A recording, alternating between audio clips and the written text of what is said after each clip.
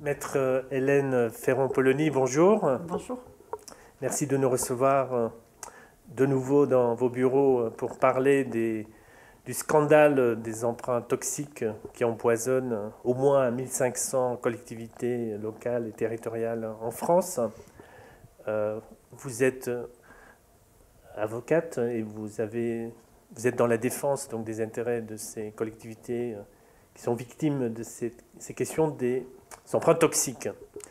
Donc le gouvernement, par la voix de M. Moscovici, Bernard Cazeneuve et d'autres ministres, le gouvernement a déposé le 25 septembre son projet de loi de financement donc, pour 2014. Alors dans ce projet de loi, il y a un article qui est l'article 60 qui prévoit donc un dispositif que déjà plusieurs élus ont caractérisé comme étant le désarmement juridique unilatéral des collectivités locales face à des banques qui leur ont fourgué donc ces fameux emprunts toxiques. Que faut-il en penser? Alors cet article 60 du projet de loi de finances pour 2014 vient dans la suite d'un amendement qui avait été proposé à l'époque par Gilles Carrez, président de la commission des finances de l'Assemblée nationale, le 5 juin 2013 dans le cadre de la loi de la réforme des activités bancaires. Il avait demandé un peu au milieu de la nuit à ce que les emprunts toxiques aujourd'hui, emprunts structurés devenus toxiques, soient validés au moins pour tous ceux qui n'auraient pas fait l'objet d'un contentieux avant le 6 juin 2013. Et à ce moment-là, M. Pierre Moscovici avait répondu « Je comprends votre préoccupation par rapport aux finances de l'État, mais pas maintenant, pas aujourd'hui ». Et effectivement, nous nous sommes posé la question tout l'été de savoir quand, comment, pour qui, pour combien. Et finalement, c'est pire ce qui est proposé par cet article 60, puisque c'est purement et simplement une validation législative, non pas seulement pour les emprunts qui n'auraient pas fait l'objet d'une assignation en justice avant le 6 juin 2013, mais pour tous les prêts et les avenants à ces prêts conclus à la date de promulgation de la loi de finances 2014. Donc une grosse validation législative qui a des conséquences pour un nombre considérable de collectivités. Qu'est-ce que ça change alors ?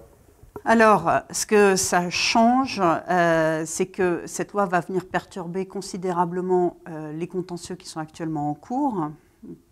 Il eût été normal que ce fût prévu uniquement pour les nouveaux contrats, mais ce n'est pas le cas. Donc ça a un impact sur les affaires judiciaires en cours, mais c'était fait pour. Mais en revanche, pour l'avenir, il faut stipuler le taux effectif global dans tous les contrats de prêt et dans tous les avenants, comme l'obligation en existait déjà. Le gouvernement veut revenir sur les conséquences du jugement rendu le 8 février 2013 par le tribunal de grande instance de Nanterre dans l'affaire Conseil général 93 contre Dexia. Et dans les motifs de cet article 60, il est dit que le tribunal de grande instance de Nanterre aurait là initié une jurisprudence, on parle de jurisprudence récente, une jurisprudence selon laquelle, lorsqu'il n'y a pas de taux effectif global stipulé dans un contrat de prêt, le tribunal doit appliquer la sanction automatique suivante, qui est on affecte au contrat de prêt le taux légal annuel au lieu du taux conventionnel. Alors tout d'abord, ce n'est pas une jurisprudence récente, puisque en réalité, le tribunal de grande instance de Nanterre a fait l'objet d'une jurisprudence constante, très ancienne, qui est relative à la stipulation ou non, ou à la mauvaise stipulation du taux effectif global, et que ça n'a absolument pas été initié par les collectivités territoriales. Mais c'est motivé ainsi dans ce projet de loi de finances pour culpabiliser les collectivités territoriales en disant « Regardez, vous avez mis le doigt sur quelque chose d'extrêmement gênant. Si vous ne l'aviez pas fait, nous ne serions pas obligés d'en arriver là. » Et en réalité, les collectivités n'ont rien fait.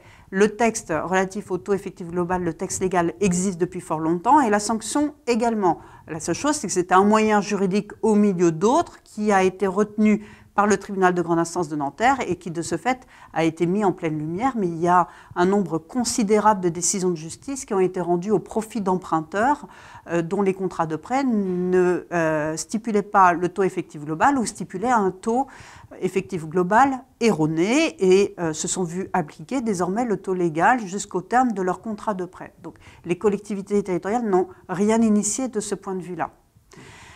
Alors, dans les motifs du projet de loi de finances, il est indiqué qu'il y a un péril pour le secteur bancaire.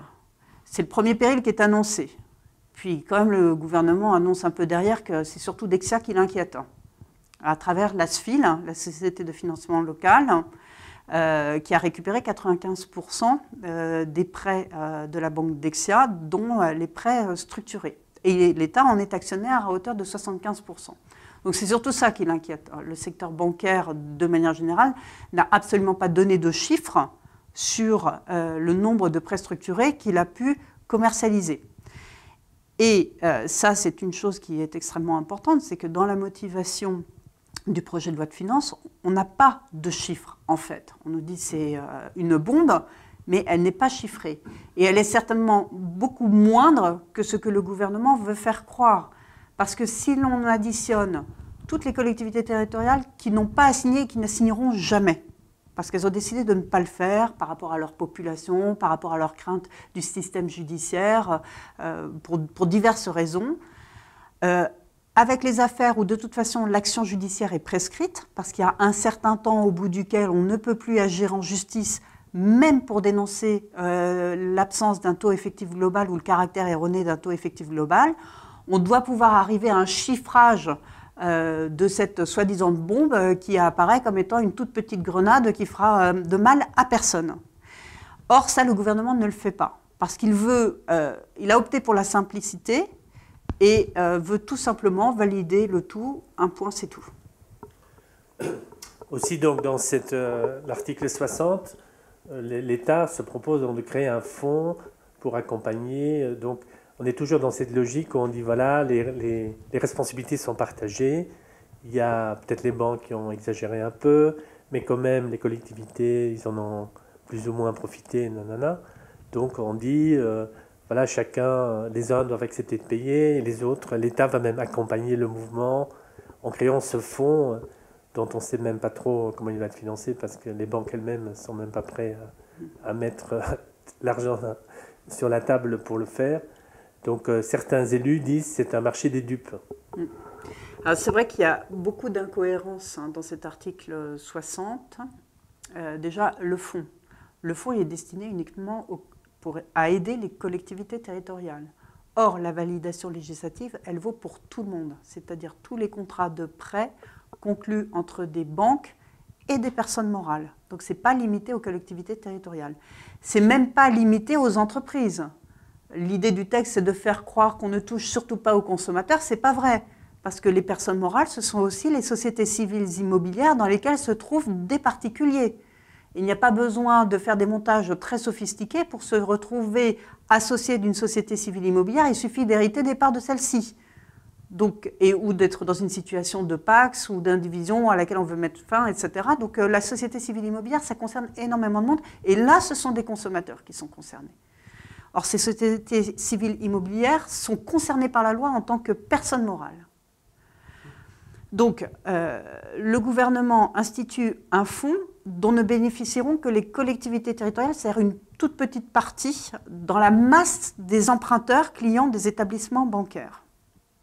Donc c'est une contrepartie que pour une toute petite partie de ceux qui vont se trouver privés de leurs droits essentiels à une information exacte sur le taux effectif global. Et plus le droit de pouvoir faire recours, plus de recours en justice. Ensuite, il y a les conditions d'accès à ce fonds qui sont particulièrement iniques. La collectivité doit d'abord renoncer, par le biais d'une transaction signée avec la banque, à tout recours contre cette banque pour l'ensemble de ses emprunts ou produits structurés, même ceux pour lesquels elle n'aurait pas encore à signer, et évidemment pour ceux pour lesquels elle a déjà signé. Ça veut dire qu'elle doit signer avec cette banque un accord qui va être supposé comme étant valide, alors que la banque, elle, n'aura donné aucune contrepartie. Alors déjà, juridiquement, ça ne tient pas debout, puisqu'une transaction, au sens de l'article 2044 du Code civil, qui est cité dans la motivation de l'article 60, n'est valable que s'il y a des concessions réciproques. Quelles sont les concessions qui sont demandées à la banque par le projet de loi? Aucune. En revanche, la collectivité a le droit de se dépouiller de tout.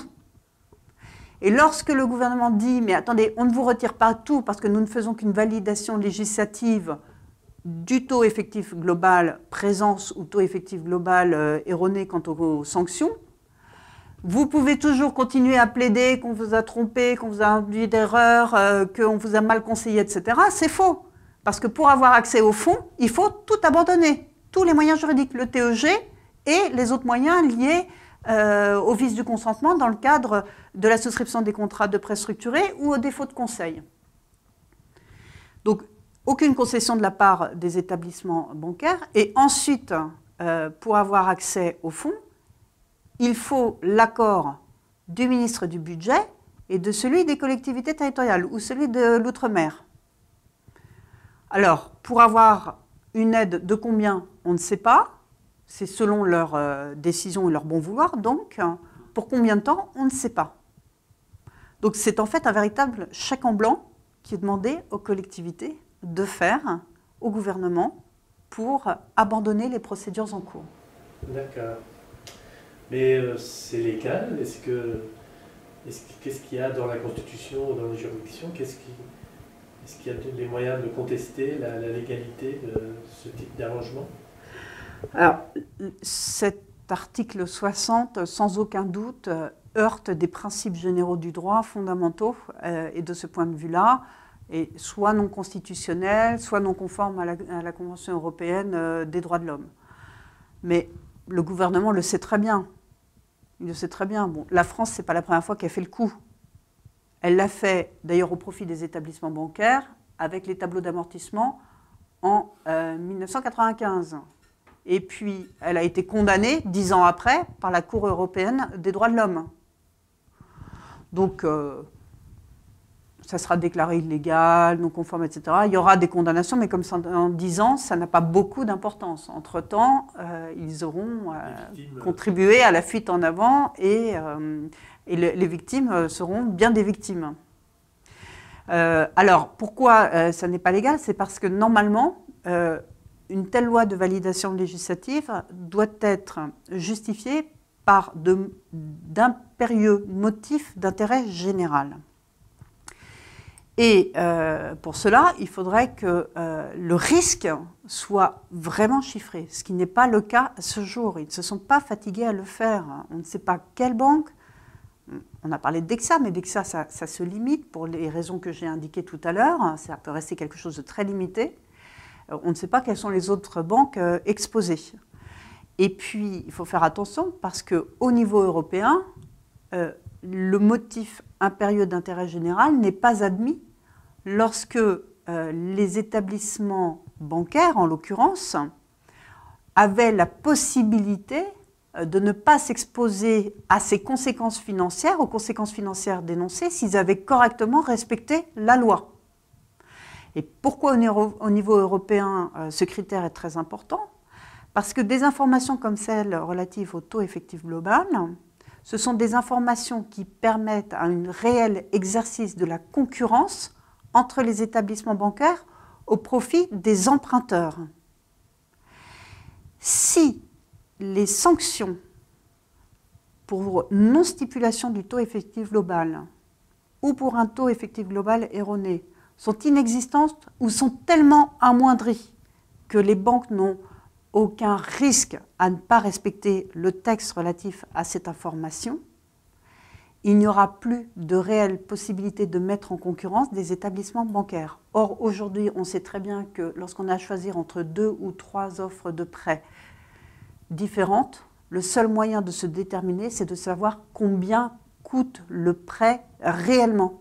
Et le taux effectif global, c'est le coût réel de ce prêt. Et on ne peut pas exclure qu'il y ait un phénomène de place où finalement on va trouver des contrats de prêt qui seront tous à peu près au même tarif. Une entente illicite en fait entre opérateur. Voilà, et ce ne serait pas grave parce que la sanction est très amoindrie par le projet de loi. Aujourd'hui, la sanction, si on a un taux effectif global erroné, normalement, en l'état actuel du droit, on applique le taux légal à la place du taux conventionnel. Ce que prévoit le projet de loi, c'est que l'emprunteur n'aura droit, par imputation sur le capital restant dû au terme de chaque année, qu'à la différence entre le taux erroné à la baisse et le taux réel qu'on lui a appliqué. C'est-à-dire souvent pas grand-chose.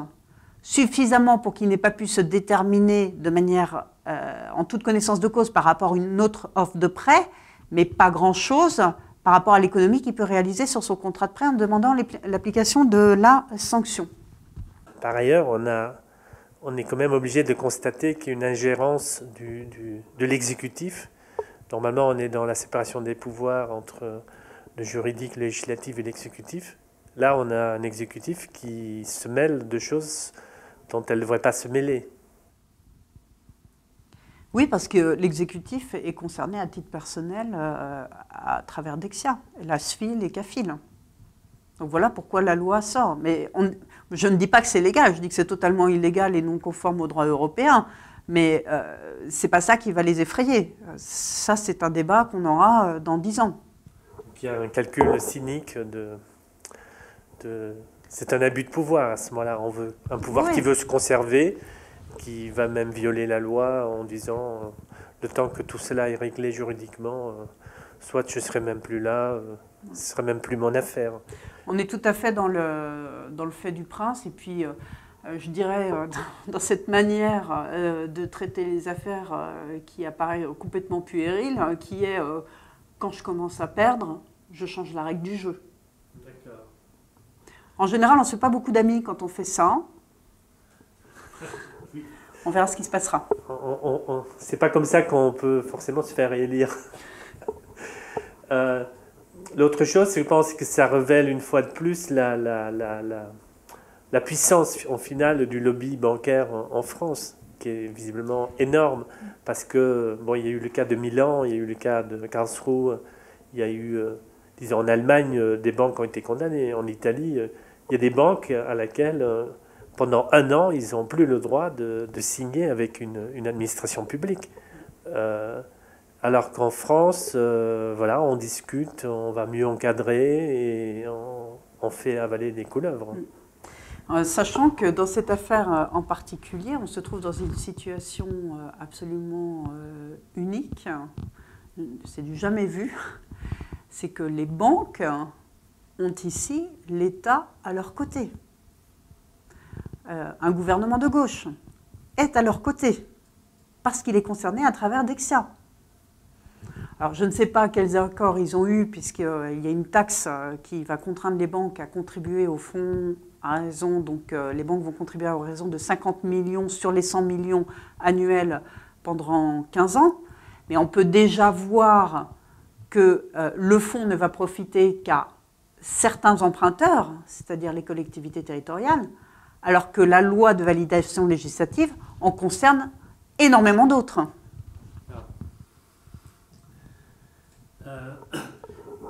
Est-ce que juste vous pouvez revenir sur les conséquences donc, de cette loi de validation sur les affaires en cours? Je pense par exemple à la Seine-Saint-Denis, comment ça va perturber le jugement en cours? Voilà, alors la loi de validation législative, elle prévoit qu'il n'y a pas d'application de sanctions s'il n'y a pas la stipulation du taux effectif global dans un contrat de prêt ou dans l'avenant de l'un de celui-ci.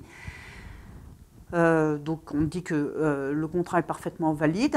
Donc l'application des sanctions qui avaient été faites par le tribunal de grande instance de Nanterre, si la loi est votée à la fin de cette année 2013, ne pourra pas être confirmée par la Cour d'appel de Versailles. Sauf si celle-ci résiste, et ça n'a rien d'impossible, au motif que cette loi ne lui paraît pas constitutionnelle. Mais dans les faits, il est tout à fait possible que ça se passe comme cela.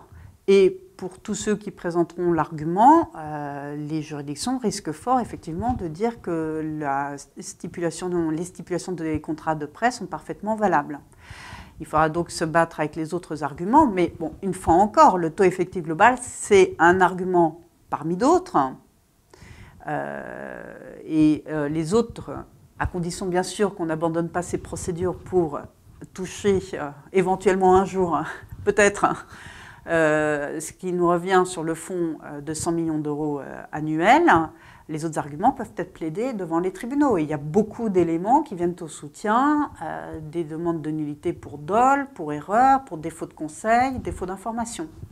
Donc vous conseillez les collectivités locales de continuer à se battre en invoquant les autres arguments qui permettent de contester ce qui leur arrive. Oui, oui. Alors les collectivités doivent poursuivre leur procédure. Bon, elles doivent se mobiliser contre ce projet de loi. Ça me paraît un minimum. Pourquoi? Parce qu'en fait, les collectivités ou la collectivité qui a obtenu le jugement du 8 février 2013 a bénéficié d'une jurisprudence que les collectivités n'ont pas forgée elles-mêmes, du tout. Ce sont d'autres emprunteurs qui, depuis fort longtemps, ont plaidé que le taux effectif global devait être stipulé dans les contrats de prêt. Et donc, il serait assez ingrat de la part des collectivités de ne pas se battre pour que cette exigence législative relative au taux effectif global ne soit pas maintenue dans la loi et qu'elles ne se battent pas contre cette validation législative pour ce principe. Également, je parlais tout à l'heure du problème de concurrence. Il faut savoir que les sanctions applicables à l'absence de TEG, je le rappelle, sont parfaitement légales parce qu'elles sont efficaces et dissuasives. Donc ça, c'est un élément extrêmement important. Si l'on se bat contre cette validation législative, on a raison de le faire. On a légalement raison de le faire. Donc ce combat-là. Ensuite, maintenir le combat judiciaire contre la Banque Dexia pour celles qui sont concernées par la Banque Dexia, mais c'est la grande majorité, parce qu'il y a tous les autres arguments qu'il faut soutenir. Donc voilà, il y a donc une période de grands combats qui s'ouvre, et sur le plan judiciaire, et sur le plan politique, où il va falloir se réveiller et nos élus s'engager dans une bataille qui est une ligne rouge qu'on ne devrait pas franchir, et qui est en train d'être franchie, et où c'est vraiment à la conscience de citoyens, de citoyennes, de chacun, de se mouiller pour les générations à venir, de ne pas tolérer cette infamie. Merci. Merci. À bientôt.